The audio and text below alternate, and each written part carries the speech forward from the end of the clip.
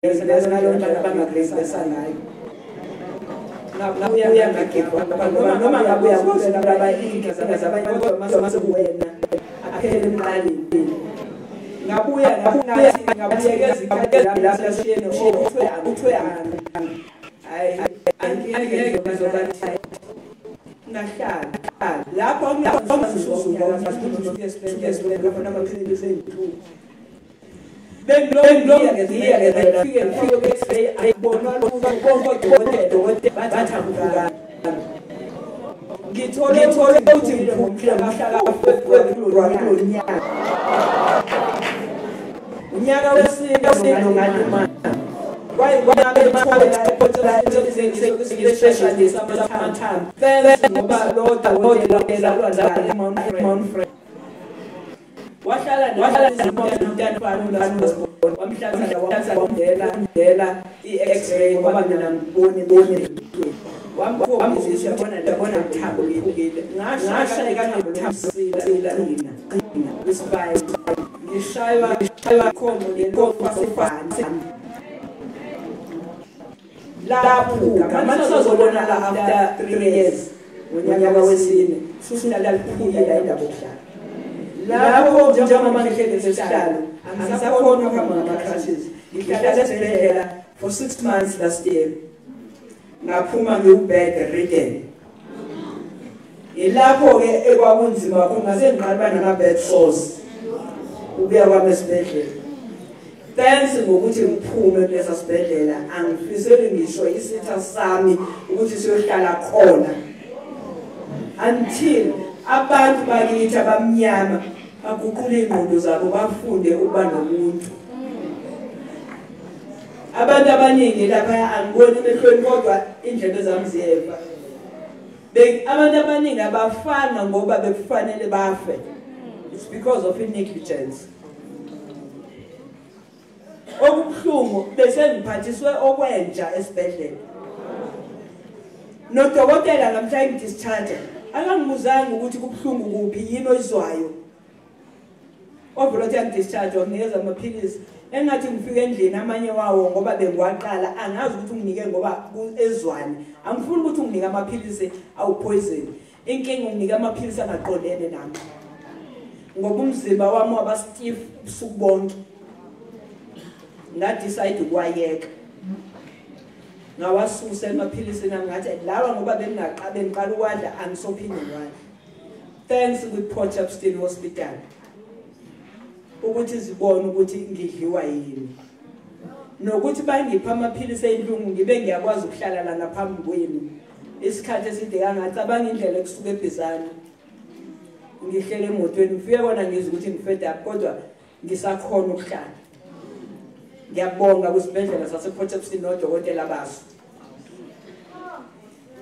abanginikelanga umva bakwazi ukulekelelana nami but in the side of uRafu ngoba abanye bayangibuza ngoRafu ngcono ngiyikhulume iqiniso njalo angikaze ngiclaim uRafu ngoba kwathiwa akukho case kwathiwa angiphukanga laba sathi ngiyabamela ngazi bebesiza abantu bonke bathi mawungaphukanga siyithathe kulo mzuzu angikwazi ukuhamba so idamage ke yenzeke kumina iqala phezulu nespine sami entanyeni iyophuma esinqeni waqoqoka wonke lamakhushini ahlukanisa amathambo espine wachitheka le jele ngaphakathi awama amathambo ayadlana njoba ngihleli lana nje untamo ngathi ngayisekela ngiyayizwa ubuhlungu kodwa ke uNkulunkulu emuhle usangcinile ngiyathemba ukuthi ikhona into uNkulunkulu ayifunayo ngami ekugcineni noma mhlambe kukhona abantu engizothi mangixoxa basinde ngiyafisa abantu bafunde ukuphumela okubanga ukuze mhlawumbe enye into yazi mayihlazisiwe ayiqhubeki ngiyafisa abantwana sibenze bakwazi ukusijwayela njengabazali bakwazi ukukhuluma yonke into ngoba uma bethule lento iyahlala futhi ize ifuna ukuzenza into yangathi yakanaphakade ngoba mina abami abantwana bobabili abamantombazane banukubezwa ngokucansi kuyimanje ngiphila nabantu abagulayo lapha endlini abane trauma yabo bonke nabangabafana baphuza abantu abaminhlobo ongakazi uyibona. Thanks to God kuba mina angibanga ne choice yokuthi ngiphuze utshwala ngoba ngihlukumezekile. Ngiyambonga uNkulunkulu ngalokho ngoba nangamhlanga ikhanda lami liduma kakhulu ngihlushwe uyise wabo. Ngake nawe uthenga ubhiya komunye umakhelwane odayisa ubhiya. Ngafika la ngizitshela ukuthi ngizophuza ngidabwe ngilala. Ngathi ngisathi ihabu nje kancane. Kanti baphuza intembi kanje. Ngayilahla nebhodlela. Anzange ngikwazi ukuyibekezelela. Ngiyambonga uThixo ngalokho. Ngiyabonga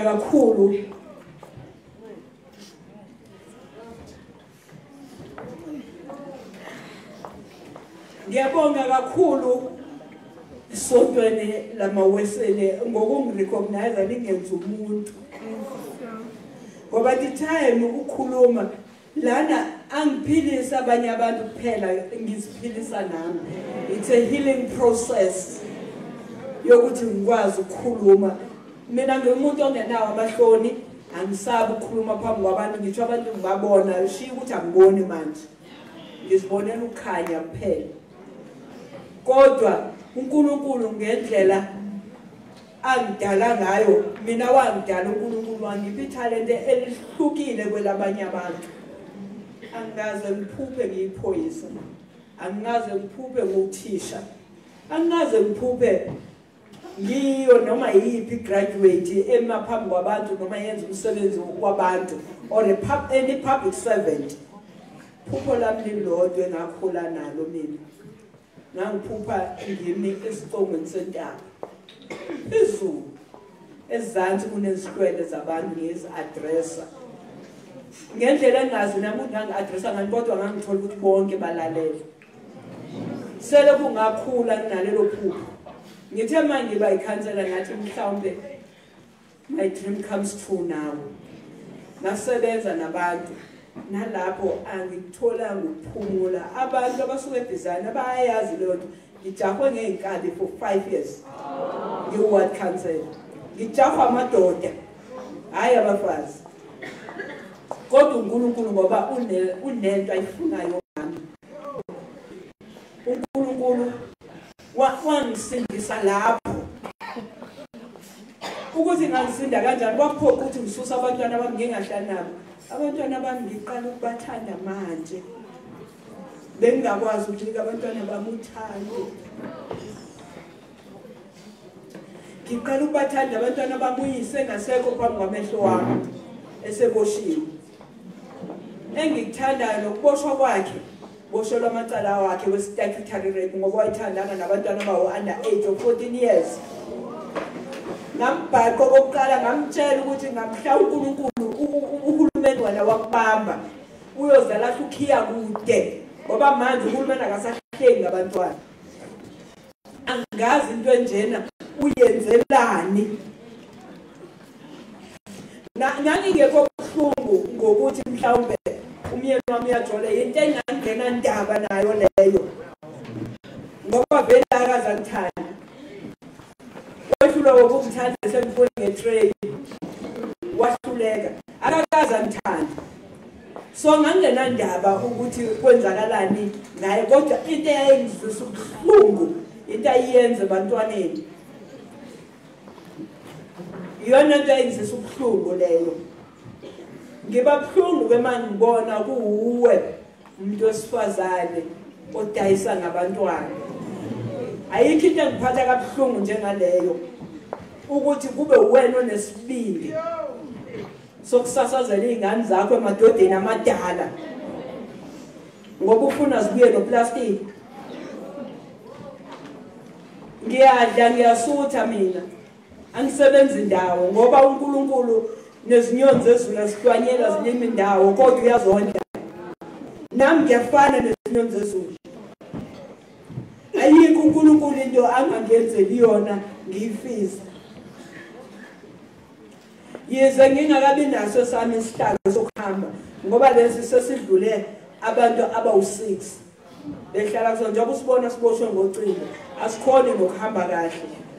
kodwa ngithe lo omnikeze sona ungisizile ngoba uyibonile inhlupheko yami. Ngaqala ucela i-wheelchair ngo-August last year kuze kube manje. Kona nayo le wheelchair angikhona ukuyiphusha isikhathi eside. Ngeke ngiyophuma lapha eminyango ngisayiphusha. Amandla sosephilile ngoba umqolo wami awusakwazi ukungilekelela.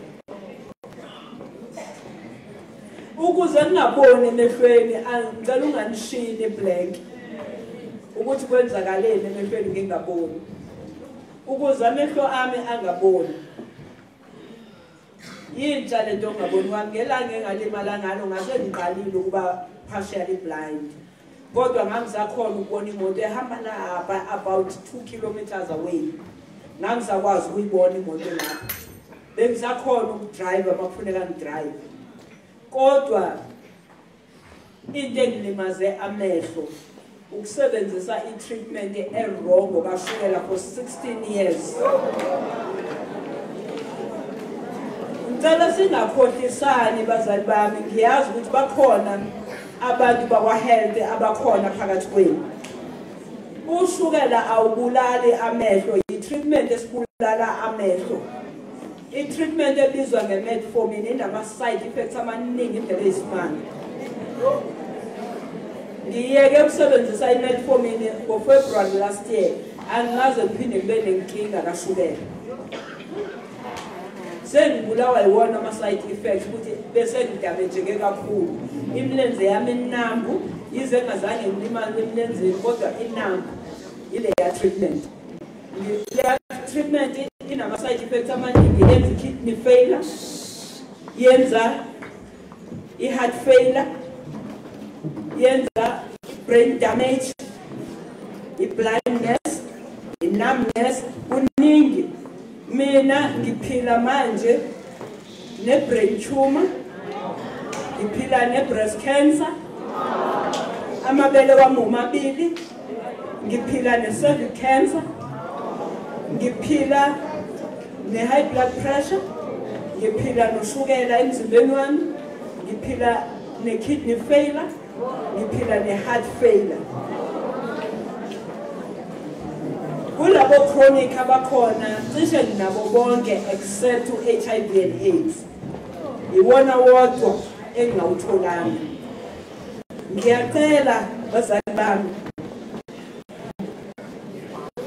nabezempilo abasilalele masithi lento ayingiphathi kahle.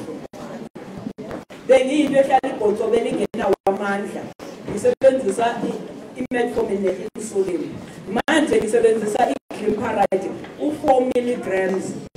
Kodwa ushukela wami yakhona kuvele kwakhontroleka ne-pressure ke ekugcineni. Ngoba kusho ukuthi wa-pressure lebekwa ama-side effects. Vele kwakhontroleka yonke into. Ngiyacela ke ne-Department of Health. Ngiyazi I am a politician. Ngiyazi ukuthi kunamadoda asuthayo ngokusenzela amaphilisi amahhala. Kodwa ekusutheni kwawo siyafa thina. Uzongifakazela umuntu oyaziyo into engishoyo, i-majority yabantu aba-partially blind noma aba-blind manje benoshukela basebenzisa i-metformin.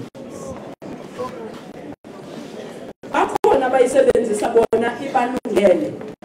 Akusiyo wonke umuntu emlungelayo. Kodwa-ke ngiyabonga uNkulunkulu ngenze ngaba ilo muntu osifazane o-strong ngale ndlela engiyona. Ngoba ngisakhona isikhathi. Njengoba ngabuya ngakwazi ukuzihambela ukuphakama ukuguquka empilweni esibhedlela. Kodwa manje ngiyakhona ukuphakama ngizihlalele ku-wheelchair. Ngikwazi ukuya endlini yangasese. Thanks kulawo mavolontiya akwa-health akwazi ukungilekelela ukuthi ngibe namhlanje ngiyakwazi ukuphakama noma ngabe-ke ngeke ngisakhona ukuphinde ngihambe ngoba umqolo wami usudamaged already. Kodwa ngiyabonga kulabo bantu abangilekelelile. Ngiyacela sizwe sakithi esinsundu ngoba mina ungathi angikhulume ngakhuluma kuze kuya amandiye emngeni. meeting ila ngakwazi ukukhuluma bekhula nomuntu abangakhulumi abantu abangaziyo ngisakhula bayazi bangangifakazela ukuthi bengawuvula noma bengaziwa njengomuntu onolunya kakhulu ngoba bengine-anger engingakwazi ukuyicontrol.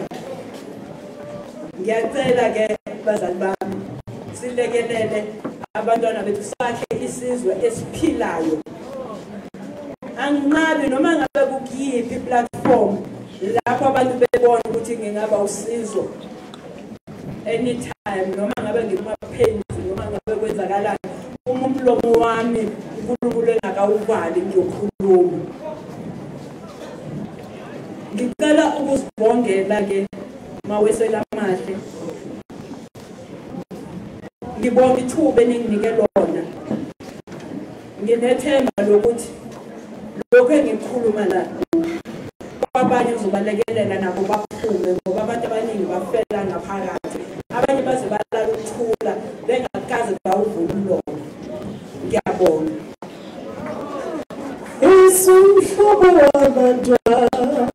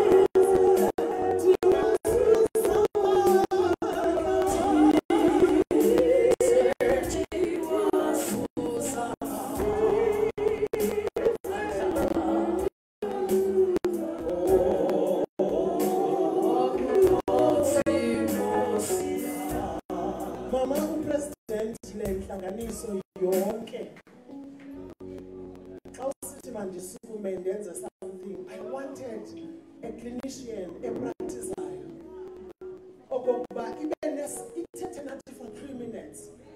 But now the Holy Spirit has just decided to do something. And one has to heed one's ear to the Holy Spirit. Right now the Holy Spirit is saying something.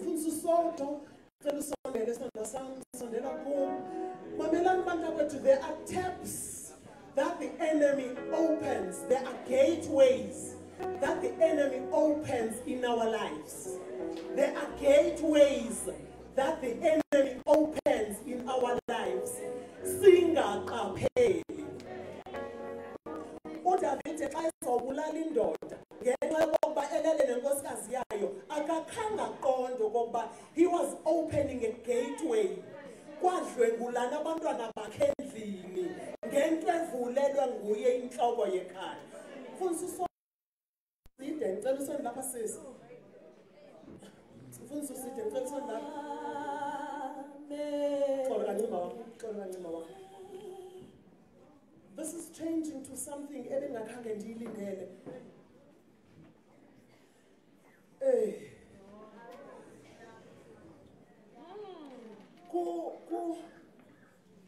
There's a 4-minute, literally, there's a 4 minutes video.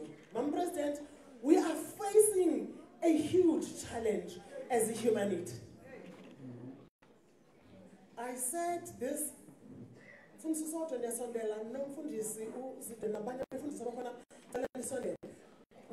have to close that tap.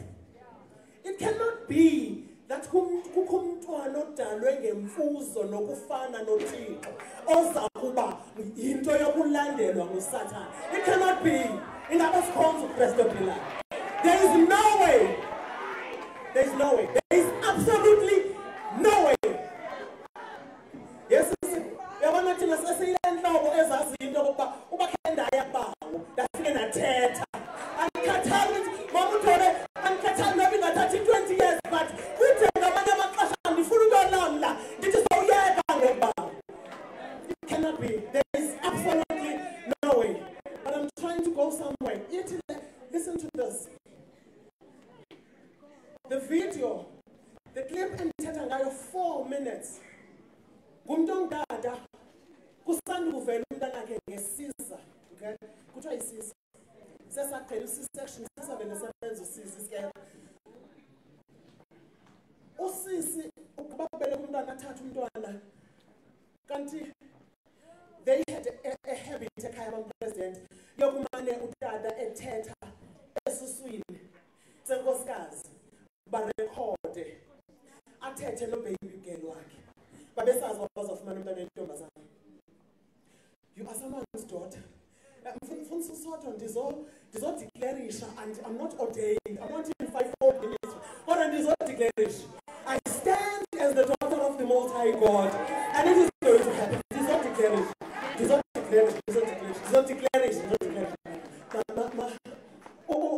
Utata mamela zininzi eziclips abantu bezithatha the little recordings.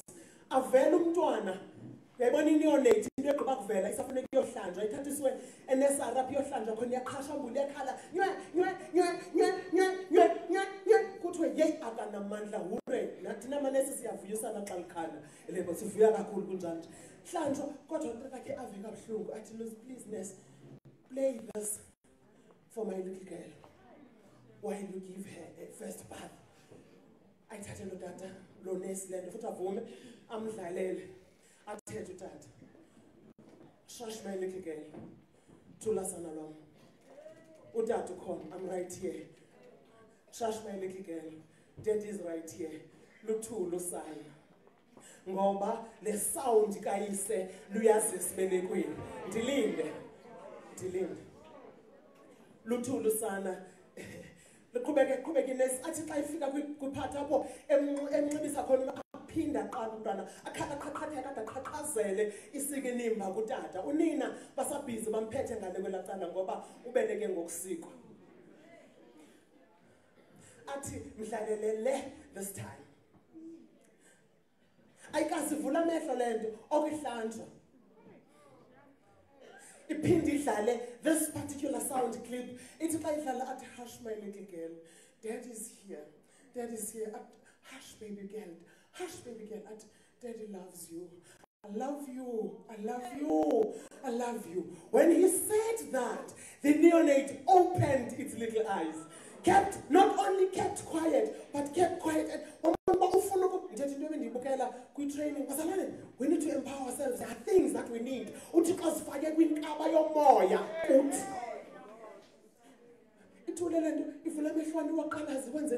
And then this man goes on to say, I'm showing you this video because he was preaching to people and he was saying, the world needs a father.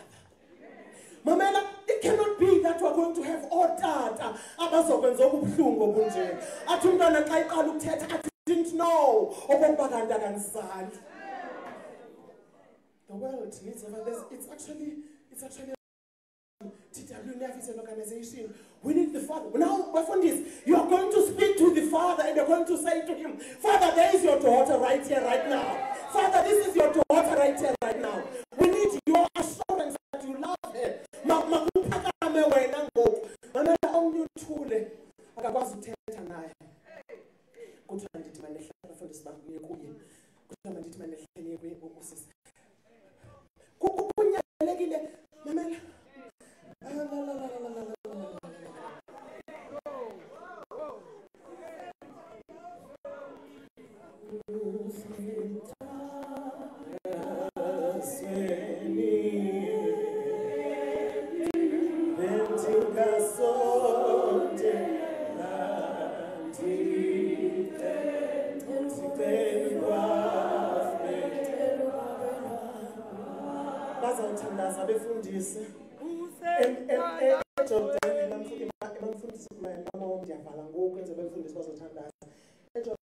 When Christ was baptized,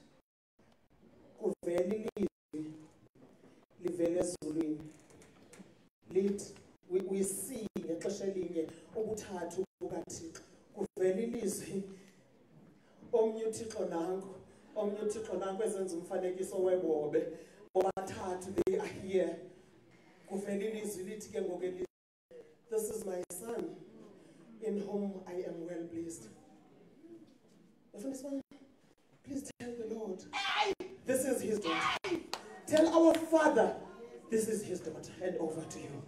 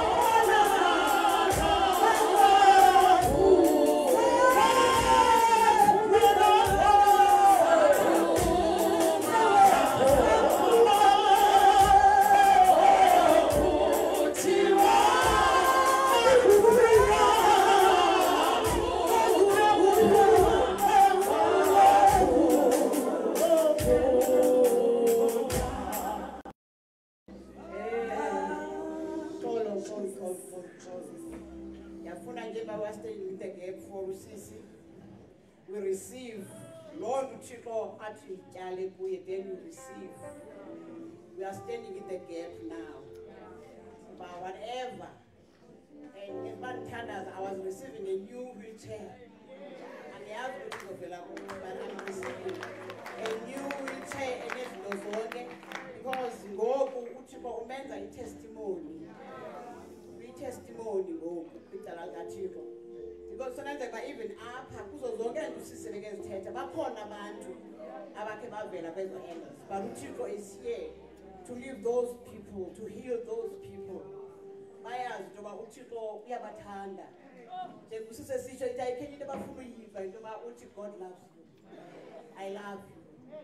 Then immediately siqhubeka sitsho la mazwi kubantu abanezo challenges. Baya receive healing by faith. Because bava amazwi bangazange bawathwala.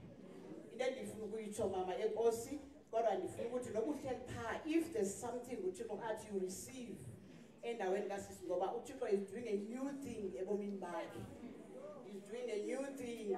Elizolibona ngenye indlela kanti nabadala uzobabona ngenye indlela. Ngoba bonke nabakaThixo. But uThixo is making a new thing from now. Mama upresident le-executive ndifike usisi sekeqalile uthetha ndahlala phaya ngasemva ndibukela abafazi belila bonke lendawo endihleli kuyo ndibona abaye bephuma ngomnyango belila ndaziqokelela mamuncane because ndingumuntu othi aphandile khona ngayeki ndaziqokelela ndamcela uThixo ndikhula ndihamba ngeenyawo ndikhuliswa ngugogo ndiyoyika into ebuhlungu